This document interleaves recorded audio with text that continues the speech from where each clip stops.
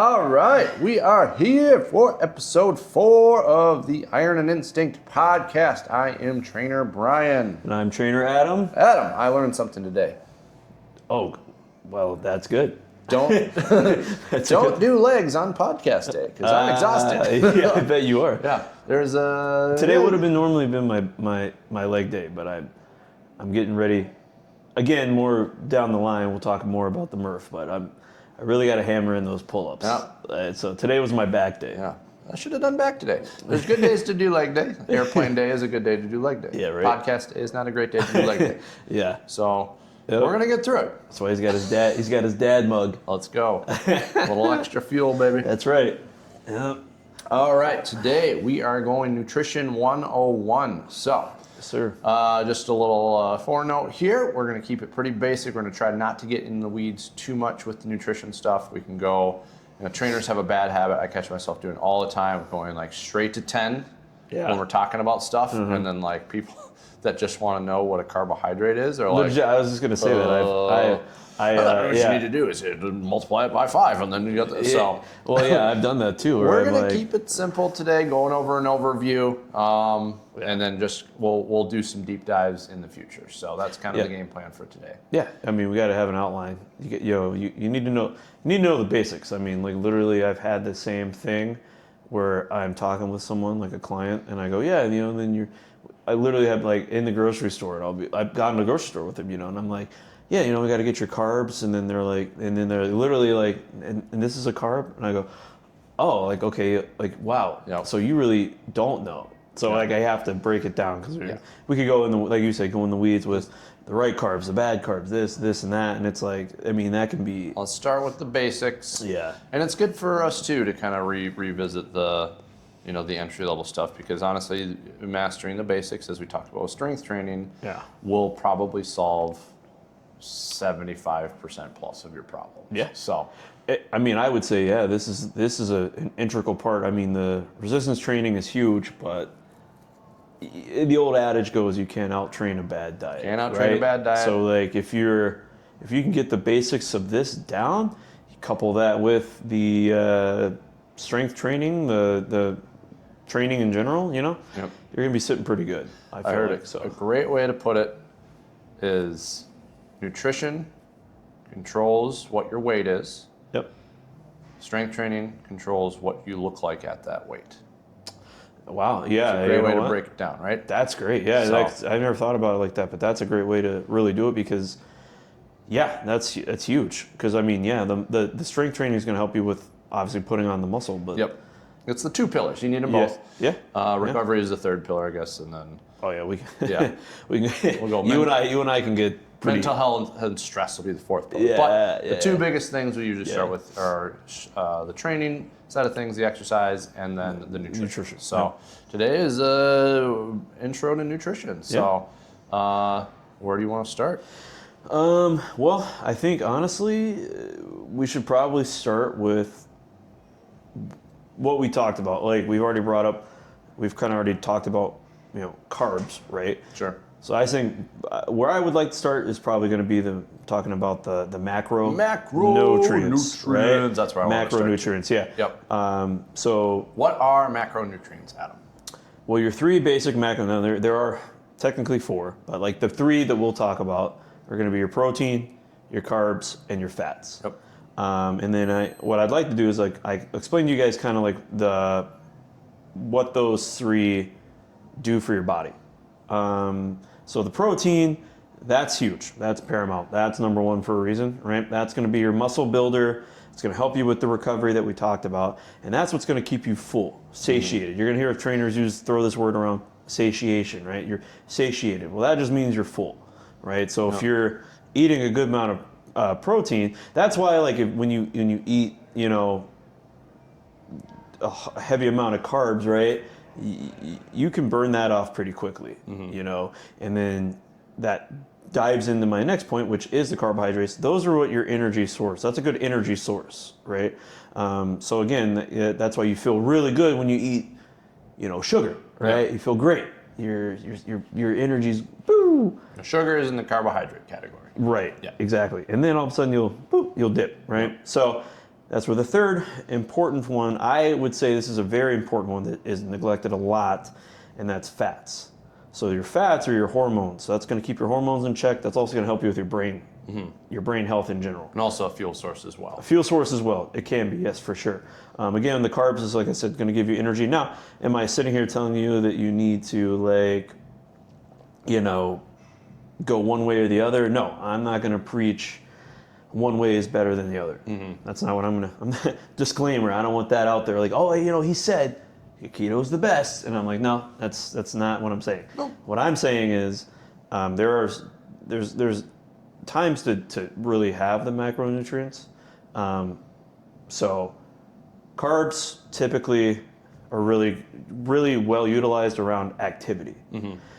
Me personally, I like to have carbs like pre and post workout. Sure. What are your carbs of choice for? Well, that's a good question. Well, let's say pre-workout. You know, that's kind of depends on how close I'm eating to when I work out. I don't like going into a workout super full and feeling sluggish. So if I have like 2 to 3 hours to kind of digest, oatmeal is one. I love overnight oats. Sure. I've been eating those. Honestly, I started eating those a lot when I was in the military because it's really easy. I mean, I could have timed it last night. It probably took me 30 seconds to put, you know, a cup of oatmeal, a cup of oats, a cup of milk, and a scoop of protein in a bowl. I throw it in the fridge, set it, forget it. It's ready to go for the next day, right? So, because, again, being dads, being, you know, busy, having something that I can just grab and go, super important. Otherwise, if I'm cutting it really close to my workout, I'll be honest, mostly just fruit. I'll have banana, I'll have an apple, something small. Super easily digestible. Super easily digestible, exactly. If I'm really pushing it, and I'll probably do like a Rice Krispie treat. Sure. That's on a rare occasion. I don't, you know, I remember reading about this like years ago. I was like, Pop-Tarts were huge. Like bodybuilders back in the day would do like Pop-Tarts. Sure. And all this. I can't do that anymore because I have sensitivities to it. So I stick to the things I know aren't going to disrupt my stomach. And that's another thing that you guys can do at home too, is play around with it. So if you eat something, right, and it kind of while you're working out, maybe makes you feel sluggish or makes you feel like maybe have a little bit of reflux, maybe, you know, change that out. Sure. You might be developing a sensitivity to it. I'm not going to go too much in the weeds about sensitivities and things like that.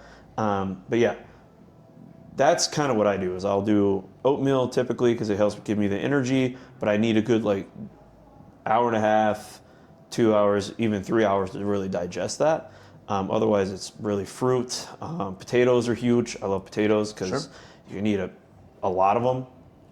They're really high in volume and they don't really carry that many calories, you know? So, but yeah. And then let's pull it back a little bit just to kind of go over again before we get too deep into what each macro does. Right. First of all, it's the basics here. So I'll usually state protein, good for repair, right? So we repair our muscles, bodily functions, everything. It's why it's so important.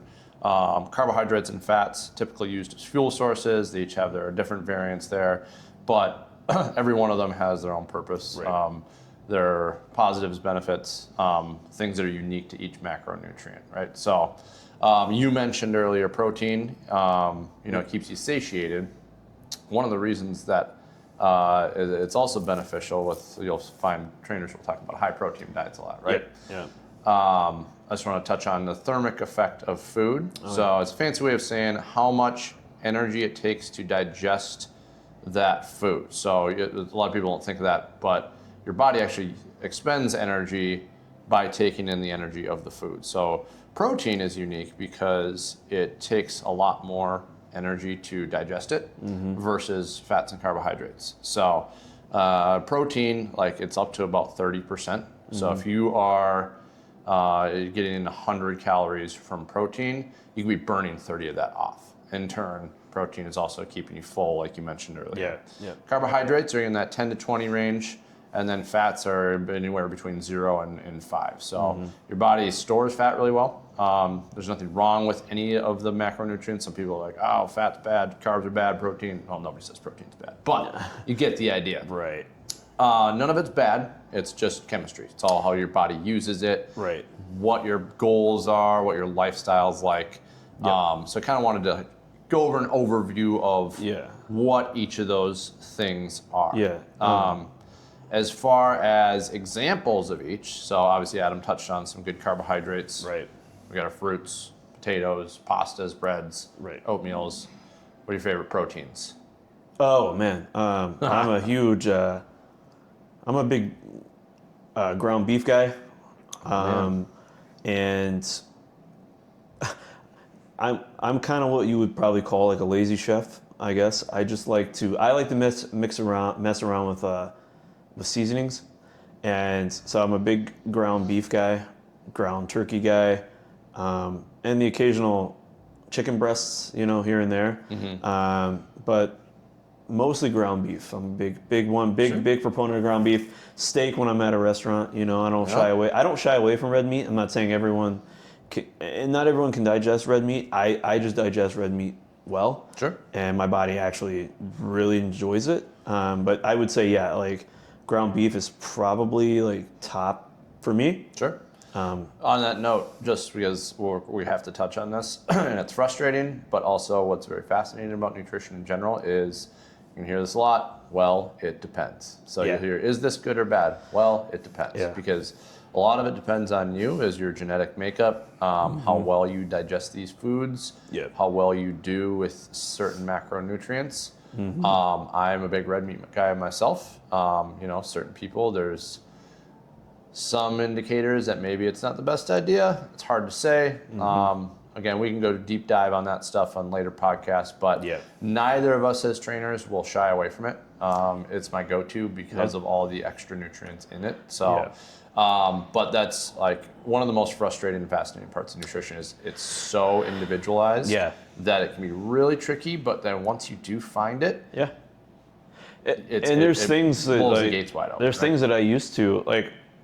One of my favorite snacks used to be like peanut butter. Sure. I used to love it. I used to eat it by literally eat it by a spoonful. Can't have that anymore, right? So now I switched to like almond butter. Now, are you referring to that because of your sensitivity test? I actually have an allergy to it now. Oh, good. So, so I've switched to almond butter. So for me, like at night when I want like something that's going to keep me full, but I don't want to like overdo it because I obviously want to get good sleep. Man, I'll do like 1 or 2 spoonfuls of like almond butter just because it gives me that protein. Also gives me that really like the fats to help me kind of like at night and everything like that. Keep you nice and satiated. Yep. And so then I'm not going to bed starving, and I'm not waking up crazy, ravenous for like give me food right away kind of thing. Right. One thing I wanted to touch on really quick about protein, a lot of questions I get from clients and people in general that know I'm a trainer, right? Well, how much protein should I be eating? And you're going to see a lot of things out there that says, 1 gram, per pound of body weight, right? You always hear that, so take your body weight, and you're like, okay, so 1 gram per pound of your body weight, right? So if I'm 180 pounds, I would want to get in 180 grams of protein. Yep. Now, that sounds like a lot. I'm very active. For the general public, 0.6 to 0.8 grams per pound of body weight. So take your body weight, you just times that by 0.6 to 0.8. Yep. And that generally is a good amount of protein for you on a daily basis to get you all the added benefits that you need. Sure. And I'll start there with people as well and try to work up to, because I subscribe to the 1 gram per pound of body weight as well. I get asked about how that works. And again, if you're doing that based on body weight and your total caloric amount is also based on body weight, then you're going to land in a certain percentage no matter what. Because they're like, well, what if I'm 400 pounds and stuff? Well, it's still going to be the same in a large portion, say 35-ish percent usually to get you to that number. Then you're covered. You're going to have that satiation like we talked about. And then the rest of your macronutrients in your caloric intake, because you also want to pair it with whatever your total caloric intake is, right? Right. But to your point, start slow with the increase, because most people are not getting enough in. When we break this down and track it, you'll find that most people are missing that mark pretty good. So let's walk it up, slowly dial that meter, and then, but that finalized place of 1 gram per pound of body weight is a good place to land. That's typically where I want people to be. But for the general person just starting out, I would say a good starting point is take your current body weight, times it by like 0.6, and then start there. Try that for a little while. You're gonna feel better no matter what, because I guarantee you.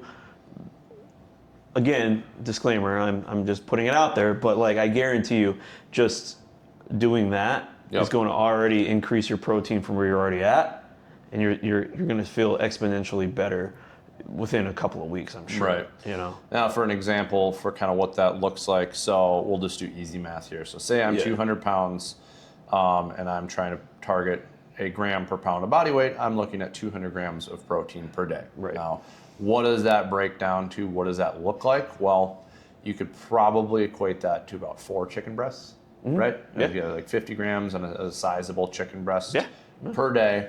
To some people, that's like, oh no, I can't do that. To some people like me, who really love good meat, and I love protein. It's my food source of choice. Bryan and I have both we've had meat offs. Yeah, we both have taken down. We've taken down. I'm like, oh, hold on, no, hold on. But you and I mean, we've gone to a restaurant. I mean, you and I have both taken down a 16-ounce steak. Yeah, no problem. Like it was not. I'm like I could have done 2 of those. But again, for the average going person, I mean, be mindful of that. Sure. And with any of this advice too, I will say, like I like to tell this to my clients, you will, 1, get used to it, and 2, you will crave what's in your diet. So with our recommendations, we'll get into kind of stuff you might want to avoid, but I just want to say that you typically crave what's in your diet, especially if you stick to it long enough. So if you're like, I can't do that, or I'm going to miss this too much, give it some time, give it that 2 weeks to 4 week period, and your body is going to acclimate and desire those foods, and you're going to look forward to it. So just if you stick with the process with any of this advice, it all gets easier. So I just want to harp on that a little bit. No, it does. Yeah, for sure. I mean, and then let's get into fats a little bit. So fats are an interesting one. So very good for your brain, like you mentioned before, and your hormones. So a lot of times guys, if they're dogging it or testosterone's low, a lot of times we want to look at that fat intake. Having an adequate amount of fat in the diet can give you that steadiness. So one way I like to kind of explain the energy system differences between carbs and fat is, it's a little rudimentary way of explaining it, but I'll try to explain. So your body prefers to use carbohydrates. So it's the first thing it's going to use if it's available. Your muscles run on glycogen. So it's a derivative of your carbohydrates. So if that's available, it's going to use that. It's going to absorb the carbohydrate very quickly. So I like to equate it to like a dynamite wick. It goes psss, like really fast as soon as you start using it. Fats, however, basically unlimited availability long term. So you'll start using fat as a fuel source if you're fasted, if you're eating really low carb, usually resting, just not doing a lot. Your rest and digest, you're usually burning fat, so you should be anyway. That is like your candle wick burning. So very slow energy burn, but you have an unlimited fuel source of it. So it's typically, I'll do that too. Like I'll, if I'm not, it's kind of a rest day, right? Like I'll up the fats and lower the carbohydrates down, because again, like I like to have my carbohydrates around my activity. Now I'm lucky that I have a very active job, yes, but when I refer to activity, I'm referring to more like workouts and like, if I'm going on a run or if I'm doing something in that realm. Exercise is kind of the activity I'm talking about here. So like if I'm not active, so to speak, air quotes here, then I'm not going to need as many carbohydrates, Yep. and but I'm going to want to up my fats on Exactly. days like that because I need my energy to come from somewhere. Yep. But protein is non-negotiable. Okay, so another point I want to make is I always explain this to my clients. I say prioritize protein. Yep. I call it the double P. So prioritize protein. So I want you to have protein at each meal. And it's safe to say that's like unanimous advice across the health industry at this point. Like it is so important is the most, just hands down, the most important macronutrient. Yep. We want to hit that protein number no matter what. Yep. But anyway, continue. But no, I'm saying, and it's hard, but the thing is that the best advice I can give on any of this, and then I think one thing we should move into is talking about calories, obviously. Sure. But consistency over perfection. The more consistent you can be, you don't have to be perfect, okay? Like, please, if you get nothing from this episode, it's not about perfection. It's about being consistent. Consistent over time is the recipe, right? Yeah. So it's us trainers, again, I think a lot of times we get put on a pedestal as like, oh, you're so this and that. It's just years of consistency. It's just years of being consistent and honing it in over time too, because you make mistakes along the way that don't work for you, and you realize that, and then you kind of dial it in and you just stick with it. Yeah. So please just practice consistency, and don't think every meal has to be perfect. Everything has to be, I got to wake up at this time, and because life is not like that. Right. And we talked about that in our last episode about vacation, right? Yeah. We'll go off the rails a little bit too. I like a pizza, like the rest of the guys. So. I mean, I love the 80-20 rule. If you're getting it right 80% of the time. That's exactly what that's it. That's on my notes. It's it's a sustainable way to approach it. If you think that you got to live like a monk for the rest of your life, it's not going to work, and then you're going to go so far the other way. When you hit that breaking point, that you really want to find that long-term sustainability. Now, obviously, there are caveats to that. I mean, like religious purposes, things like that. Like, I'm not going to dig into too much of that, but I mean, like, there are caveats to that. But again, in your day-to-day life, the more consistent you can be, the more results you're gonna see. Because if I know that when I've because the funny thing is like you try to perfect it, and you shy away from the consistency aspect of it, you start stressing yourself out, and then that stress is just like negating every benefit you're going to receive from that, because you're so focused on, okay, well, I got it, I got to do this, it's got to be here, and then nope, 3 hours later I didn't hit my target. Nope, okay, well now I got to, and then you're just thinking about it all the time, but if you can just stay as consistent as possible, I think you'll be fine. Absolutely. So, we'll do a little overview of macros before we move on, and I have a good segue of how to move into calories, but proteins, we're looking at, meats, fish, eggs, tofu, soy, some of the other ones. Soy. One thing, I mean, beans is an underrated protein source. Yep, beans, protein, and fiber. And then, carbohydrates, your fruits, vegetables, breads, pastas, kind of in that category. And then your fats are your butter, your oils, your nuts. Eggs are kind of a hybrid of fat and protein. You'll find that too a lot. Like nuts are the same way. They're kind of both protein, but those are kind of examples of each category. Now, as we kind of make that segue into calories, I just want to kind of mention like how each of these macros look from a caloric standpoint. So what's interesting about like protein and carbohydrates are each 4 calories per gram versus fats, which is 9 calories per gram. So almost double. And then if you take into account that thermic effect of food that I talked about, which carbohydrates and protein are higher in versus fat, that is where fat gets the kind of negative stigma that it gets. It's nothing wrong with it, but the calories can add up quickly because it's double the amount per gram, and you don't really burn anything digesting it. So that's where you want to be mindful of fats, is just overdoing them. And then you're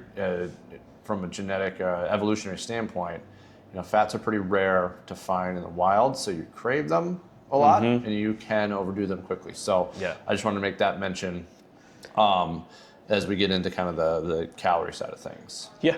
So calories, deficits versus surplus. Let's start there. Yeah, so I mean, I'm sure everyone's heard it, or at least from a trainer. You've heard it in some other fitness realm. I'm sure the calories in versus calories out, right? And to simplify that, essentially, if you want to lose weight, you want to lose fat, digesting less calories than what you burn. And if I say this wrong, obviously just correct me. But I mean, like if you're burning more calories than you take in, inevitably you're going to lose weight. Yep, it's math. Okay, math. It is what it is. Yep.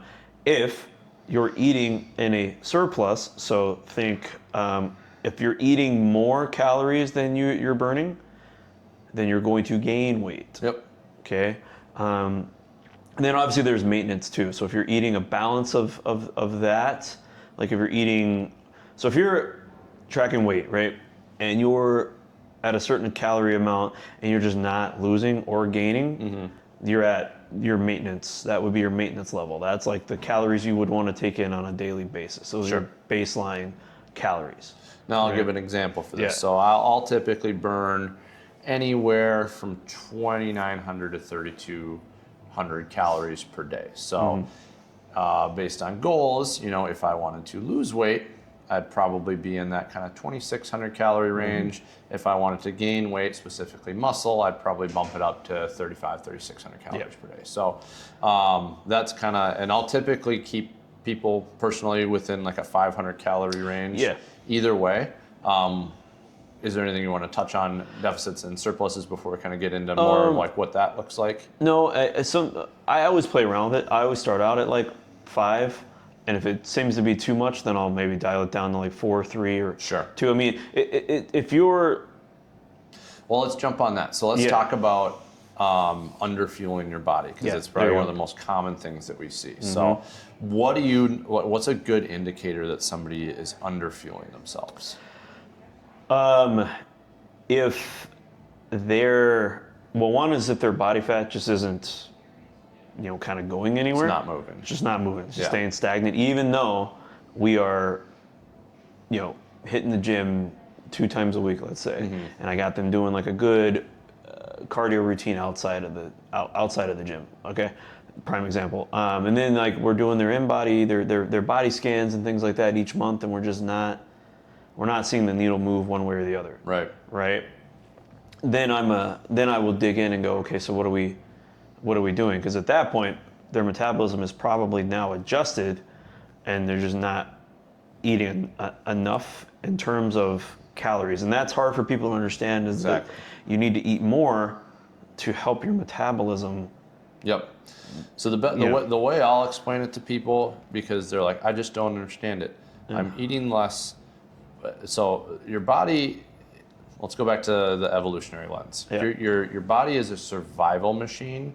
It's not a bodybuilding or fitness model machine. That's not what it's designed for. It is designed to live. Yeah. So if we are underfueling our body, it is going to slow down your metabolic rate in order to find that homeostasis that is on par with the energy that you're putting in. So one of the ways we can increase our metabolic rate is to, at least temporarily, increase calories. Your body will learn that it's getting more fuel in. You will feel more energized because you're getting more. So that's one of the biggest indicators to me that someone is under eating is they're tired all the time. Yeah. You're just dogging it, nothing's moving, you don't have the same motivation, you're probably going too far in that deficit. Yeah. So that's why I like 500 or less for the deficit. It's kind of right in that sweet spot where you're going to be hungry, but you're going to have energy. And your body's going to allow that fat burn versus, because like we said before, we have basically an unlimited storage of fat. So it'll feel good about getting rid of the fat. You'll be energized enough to do your workouts, which will then increase that fat burn, and we're not going to lower that metabolic rate. Yeah. So that's what I see it so often. Me too. All the time. It baffles people. It's crazy, because it's counter intuitive of like what they've heard. It's like, oh, I have to, I've had clients Eat less, move I've more, had, right? It's that I've had simple. clients. I'll go. They come in with these a number of calories that they deem to be, and I go, where'd you get that? And they're like, well, I kind of just plucked it out of the air. And I go, okay, well, let's not do that. No. So then you have to almost like overcorrect to get to baseline. Right. So you kind of almost have to hit the body with a little bit of an overdrive initially for it to like wake up. Well, so people have this simplistic view, and it's not their fault, but Yeah. so like we mentioned before, calories in, calories out, right? Yeah. It is correct. However, what people tend to misunderstand, they get the calories in part right. So the lower that is, the better. Well, not necessarily, because if that goes too low, that affects calories out. So they're ignoring the calories out part. They think of that as just your workouts, as where your workout is 1 hour of a 24-hour day. Your metabolism throughout that day is going to be way more of a factor in that weight loss than your actual activity level. So we need to keep that metabolic rate active and thriving. So going too low with the calories in will make that too low as well, and then you get in this flatlining spot, the plateau, where you're not seeing that needle move. You're probably not getting worse, but you're putting in a lot of effort, and you're not seeing that number.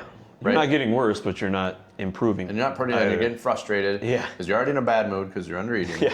And then the body metrics aren't moving, so you're like, what's wrong with me? And we need to get those calories up a little bit. You need to fuel your body. You need to get those hormones set. But that's the biggest thing people miss is that calories out. What actually causes that, and what can make that worse?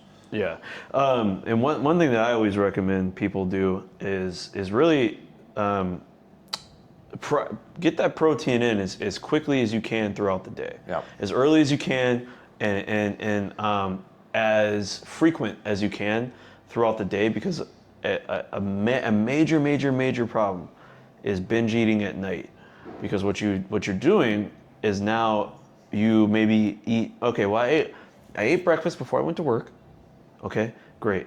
I worked through lunch. I didn't eat lunch, right? Got home, had to deal with the kids, this and that. Now I'm starving, and it's 8 o'clock at night, and I got to be in bed, try to go to bed at 10. Now you're eating this giant meal. Well, good luck trying to go to sleep, because now your body has to digest all that. Your blood sugar's spiking and roller coastering. Your digest and rest, what we talked about, your rest and digest, or you're throwing it all out of whack. So typically what I recommend is more frequent meals throughout the day. 2 to 4 meals, throughout the day. Spread them out as evenly as you can. If you're able to get, every 3 to 4 hours, if you're able to eat, that's great. But if you have to, if you end up skipping a meal, it's not the end of the world. It's not great, because it's not gonna help you with that, again, those calories. But the biggest thing is like not binging at night. Spread it out throughout Spread it out throughout the day is key for getting those calories. Because you could, for instance, if I tell you, all right, we're gonna have you at 2,500 calories, right? And you try to get 2,500 calories in 2 meals. Right. That's a lot of food. That's a lot of insulin, and that's a lot. That's a lot. Whereas if I say, hey, let's take the 2,500. All right, now let's divide that out amongst. Sure, everyone knows kind of the big 3: breakfast, lunch, and dinner, right? I don't subscribe to breakfast, lunch, and dinner personally. I subscribe to meal numbers. Right? So meal 1 is this. Meal 2 is that. Because I don't always get to eat breakfast right away in the morning, right? I would love to, but in a perfect world, or in a real world, in the real world that I live in, it's not always the case. So sometimes I'm not getting my breakfast until noon or 11 o'clock, just for whatever reason, Right. But my biggest thing is trying to, so if I am doing fasting, which is, I guess technically that is, I'm still trying to get everything in within, 3 to 4 meals throughout the day. Not one giant meal, So so those are the big ones too, is just kind of spreading it out throughout the day. A lot of times too, like we'll get asked like, how do I hone in on like what these numbers should be? Yeah. Obviously, there's a lot of online calculators out there. You can figure it out based on your activity level. They'll take your age into account, sex, history, stuff like that. They're pretty good. If you want to get it exactly right, I would say do a Pinoe resting metabolic test or any kind of metabolic testing. Yeah, you could go into that. Actually, I know it's kind of a very deep dive, but I mean, you're the No, kind we'll keep of it simple. the So foremost expert on that, in my opinion. the But Pinoe is based on your biology. So the test is pretty simple. It takes it, pretty easy to conduct. I won't say it's simple because the machine's doing a lot of a lot of calculations based on your physiology. But basically, you'll come in fasted. You're going to sit in a dark room and just kind of breathe normally and relax. Typically what you would do while you're watching TV at home. You're going to put a mask on, connected to a machine that's going to be taking your metrics and analyzing a report for you. So it's analyzing what your basal metabolic rate is, or your BMR. So it's basically taking what you're going to burn throughout the day, and then it's going to break it down to what fuel types you're using. Fats versus carbohydrates.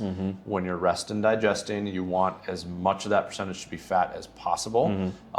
If you are, kind of in that 50-50 range of fats versus carbohydrates, we want to start looking at potential metabolic disorders or just lowering carbohydrates in the diet. So it's a great way to get to know exactly what your body's doing and hone in on what your numbers should be. And then it'll break that down based on your goals. So if you have a weight loss goal or fat loss goal, it'll give you your deficit numbers, your healthy weight loss numbers.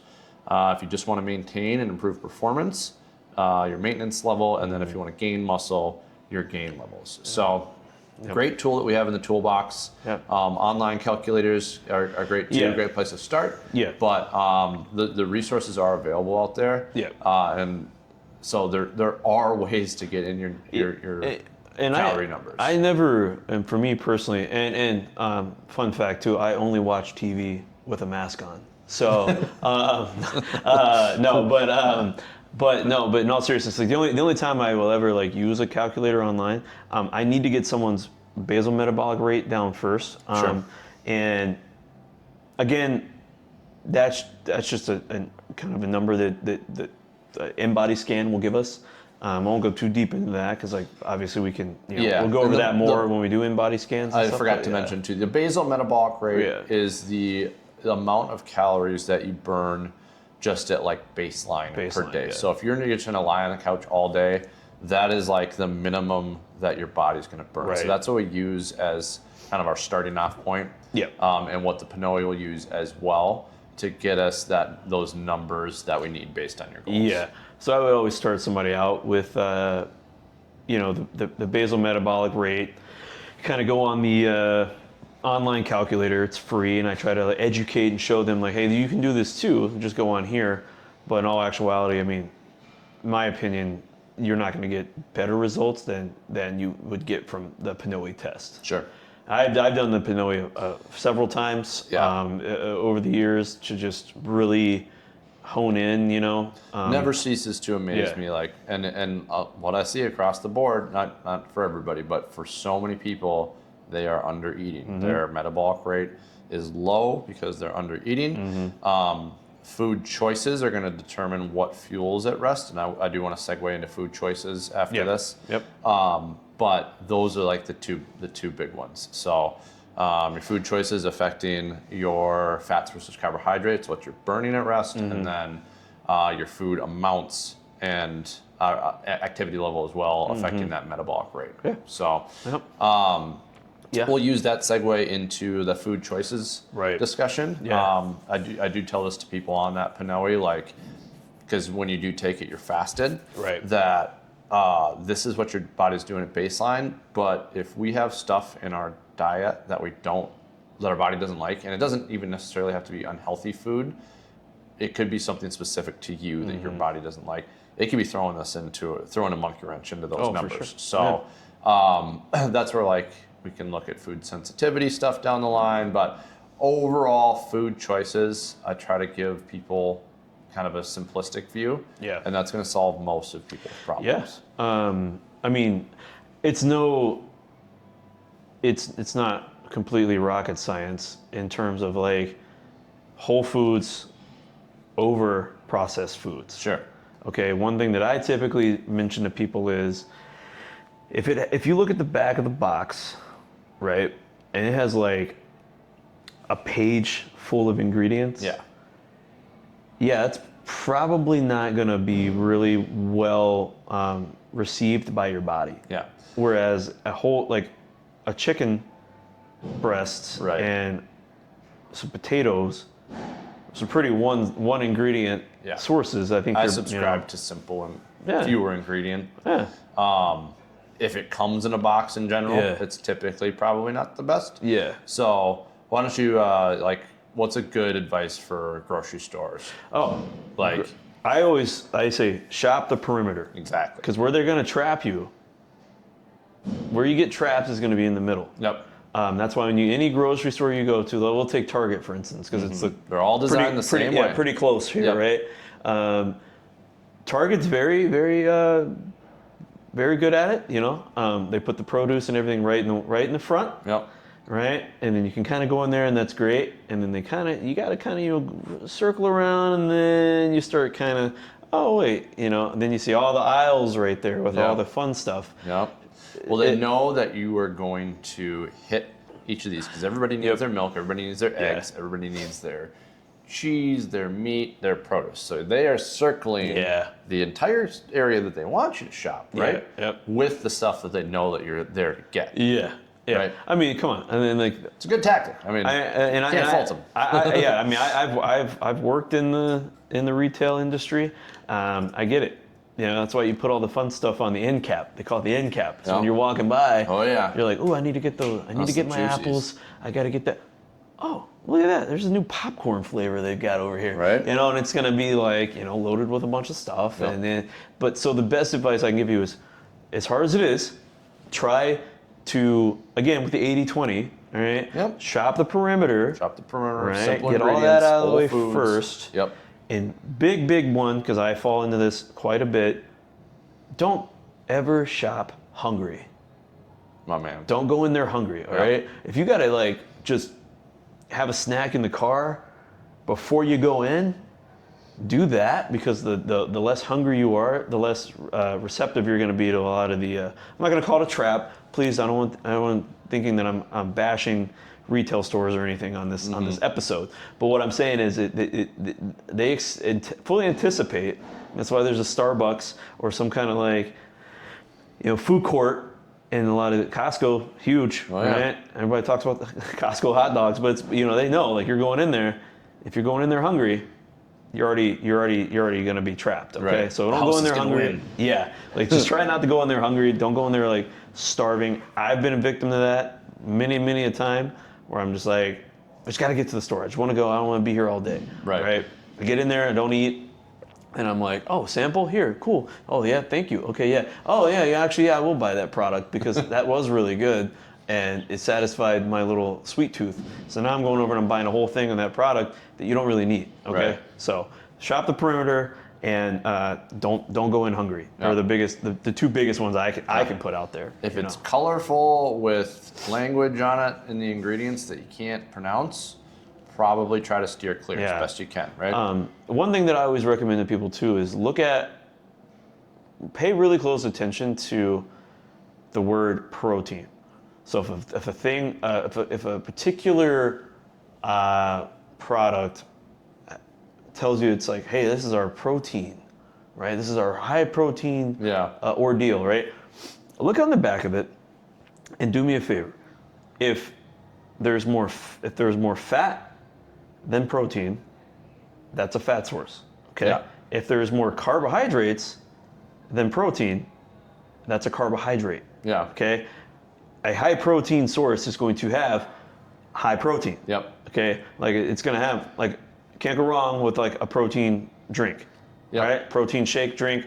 Some of these say, hey, we're a high protein. You look on the back of it, and it's oh, it's got 14 grams of protein. That's cool. But if you're only looking at the protein content and not looking at the thing above it, which is the carbohydrate, and the carbohydrates are 35 grams and there's only 14 grams of protein, hate to tell you, they got you.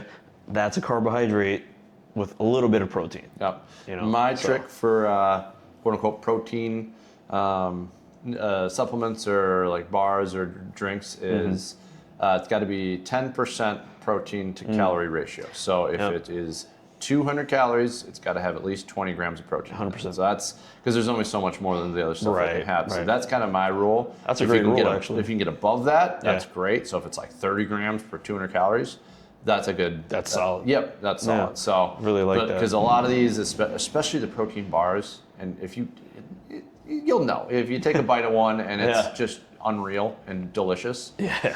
Check the label because it's probably closer to a candy bar than an 100%. actual. Yeah, no, it really is more like a glorified candy bar. and, Yeah, and those are the ones we're always going to go for because yeah. that's instant mouth pleasure, Yeah, right? it's Like, just fantastic. oh man, my trainer says I can't have Snickers anymore, but man, this tastes like a Snickers Yeah. bar. And it's like, okay. I don't subscribe to healthy eating having to taste bad when it comes to whole foods. Like I love that, but when it comes to like supplementation, the worse it tastes, usually the better it is for you. It's just kind of the way I hate it is. to say it, Yeah, but that's just what it is. The more because it's more natural. The more natural tasting. Yeah.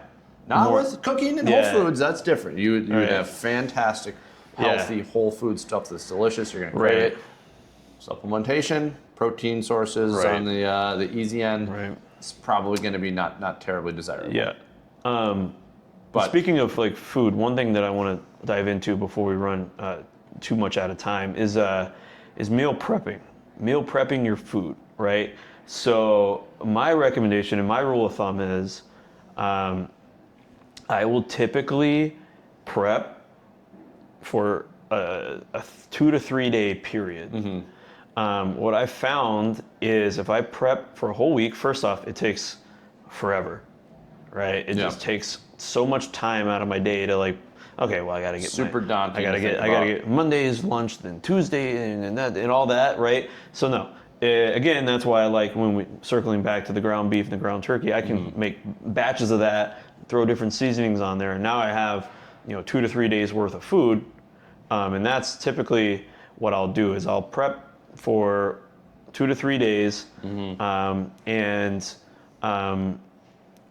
not a full week, because I've always learned that if I prep for a full week, 9 times out of 10, I'm probably going to get bored, Sure. and then I'm going to throw most of it away, Yeah. because I'm going to forget about it. And let's get in You know. quick. Just want to touch on like, because some people don't understand like why meal prep is so important. So as you start to move into whole foods, you're gonna realize how difficult it is to get them in throughout the day, just by like cooking them as needed or taking them in as needed. Unless you don't work and are out at home all day, it's really difficult to, because otherwise you're gonna switch to convenience, which is probably how you got there in the first place. Yep. Is taking that convenience, which is going to lead into processed foods versus whole foods. So that journey into eating whole foods and eating simple ingredients is going to inevitably bring you to a meal prep stage that you're going to have to cross. Yeah. So I just wanted to touch on that. Like, why do people get into this point? Yeah. What does it mean? But basically, prepping easy foods for yourself that are healthy that you will resort to.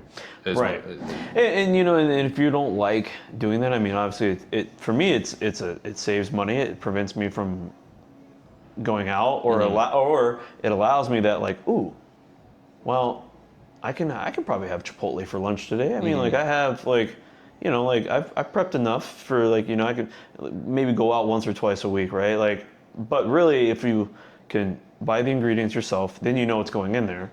You're not, you're not beholden to the restaurant, right? That you're going to. Like, what's going in the food that you're prepping, which is huge for me. I want to have control of that. I have a little bit of a control issue with certain things, and that is one of them where I'm like, I want to know what's going in my stuff. Yeah. And then also plan. One thing I would say too is plan for like, air quote for those watching and those listening is air quote backup meals. So like plan to have a backup meal, right? So let's say that you're busy, you're running out the door, and you forget your breakfast. Yeah. Right. Try, maybe have some like protein drinks at work or something like that, or like a protein bar in your bag or in your car. Sure. Or like what I'll do is I'll keep stuff at work, right? Yeah. So like, we're gracious enough that we have an area that we can sit down and actually eat our food and not have to think about it. But I like, again, like you were talking about supplementing with protein, that's when I'll kind of maybe have like a protein drink or have a protein shake. Yeah. Right? As just to get my protein in throughout the day. I'm planning for that just in case I'm running out the door like crazy. Well, I can grab a drink out really quick, or I can go to the grocery store, or I can go to the gas station quick and just grab. It's not ideal. I mean, I wouldn't say do it every day because obviously I'm trying to save a little bit of money here, but like plan on that, like plan on having like a backup. We can do a full episode on Yeah. like what to do if you're on trips or Yep. whatever it is. Like if you don't have those options, I think that's actually a Yeah. good idea. Yeah. But yes, like having those options so that you're not resorting to those less than ideal is huge. One of the things I do, and like I'll try to meal prep if I can, make a lot throughout the week. But one of the simpler ones that I'll do is just simply make like twice as much that we would need for dinner. And that, assuming it's a healthy dinner, and then I'll just use the leftovers for that following day, and then just kind of leapfrog that throughout the week. That's a tactic you can do too if you simply don't have the time to make a big batch cook. Definitely. I mean, we made like a healthy fried chicken the other night, and we have like tons of pieces left over. So I'm like, great, there we go. That's like 3 days worth of lunch right there, So it's like I don't have to think about it. Big hack. I don't know why this is weird for people, but we'll make a full turkey, like not just on Thanksgiving. So buy turkeys on sale during Thanksgiving. You get like 7 of those suckers if you got a chest freezer. Turkey makes about a week's worth of food, easy, and it's like super high protein, 100 ways to use it. That is a hack and a half. Yeah, is to just make a full turkey like throughout the year. Yeah. I don't know why it's weird if you make it in July, but people give you a funny look. They're like, yeah, I roasted turkey last night. What the heck is wrong with you? Well, dude? because it's like, it's just turkey now. It's like it's so associated with Thanksgiving right. that it's weird. People are like, what the heck? Why is this guy doing turkey on a Sunday in October? It's like, well, why not? Like, it's delicious. Turkey's amazing. I love it. I mean, that's why I said it's one of my go-to sources. One thing I want to also touch on, and we could probably honestly wrap it up here soon, is fiber. One thing that we are under in America in general is fiber. A lot of people are under their fiber content for the day, and they're wondering why they're having these gut issues and things are going on. The general, and I looked this up to make sure I was right on this before I put it out there. The general guideline for daily fiber is 20 to 30 grams of fiber per day. Now, you can get that through, again, fruit. You can get that through like whole grains, like oatmeal, like breads, like you said. Legumes are good, so vegetables. Nuts, beans. Yep. I mean, vegetables are huge. I mean, that's why I eat potatoes and oatmeal. Like when you ask me like what my carbohydrate sources are, rice is typically around workouts just because it's easily digested. Otherwise, it's fruit and potatoes and oatmeal for a good source of it. Sure. Just because I have had a lot of gut issues in the past, and a lot of it came from being just under my fiber amount for the day. Sure. Fiber keeps you regular. Not to get like too weirded out by it, but like it keeps you regular, so you're not going to have that gut issue per se if you're getting enough fiber in during the day. You know what I mean? So. And another thing to piggyback off of fiber is it's really good for controlling glucose levels. Yep. Because people get a little confused around like juice for one. So juice in itself, like a glass of orange juice, is not terribly different than like a pop. because the fiber is removed out of that juice. So like fruit is good because the fiber is contained with the fructose and the sugar, so that your body won't just shoot your blood sugar up right away. The fiber will slow down that intake of the sugar, and you'll be able to handle it better. Yeah. So fiber is a really good way to control blood sugar. Yeah. in that. Actually, I like you brought that up too, because that's one thing I meant to mention a while back was like, try not to drink your calories. Typically, because the way they, again, with the juice and things like that, how you're getting a ton of calories out of that is because they're probably adding sugar to it. Yep. And they're removing a lot of the nutrients from it. Yeah. If you have to do it sparingly, I mean, Yeah, or make your own. You know, like make your I used to juice I was big into juicing for a while. Oh yeah. Like not the the healthy juicing, right? I was big into that for a long time, man. I got talked into Jack LaLanne, baby. right? I know. I was juicing all kinds of stuff, and I'd have my wife try it and my roommates and stuff in college, and I'm like, yeah, come here, man. We're gonna try this green goddess that I made. And what is that? And I go, oh man, I threw in some kale, I threw in this and apple and that. But man, let me tell you, it genuinely tasted Oh yeah. great. Like fabulous. it did, like depending on the combo, and I felt great from it. Yeah. I didn't feel sluggish or anything. I didn't feel, and all I noticed too is a lot of the juices, like especially orange juice, if it's not like fresh, to be honest, I get acid reflux from it. Sure. So a lot of that stuff is because they're throwing in the preservatives and they're already adding, it's already acidic, they're adding more acid to it to make it shelf stable, and then you're just like, okay. Yeah. You know what I mean? It's just Franken-food, so to speak. And typically you could probably save a little bit of money too. Oh, yeah. Just juicing it yourself. Yep. So I guess in a nutshell, way to kind of put a bow on it is big takeaways are going to be higher protein. If you can have a good high amount of protein in your diet on a daily basis, 0.6 to 1 gram per pound of body weight per day. That's that's huge. That's gonna cause a lot of benefits for people. And then fiber. Keep that fiber between 20 to 30 grams a day.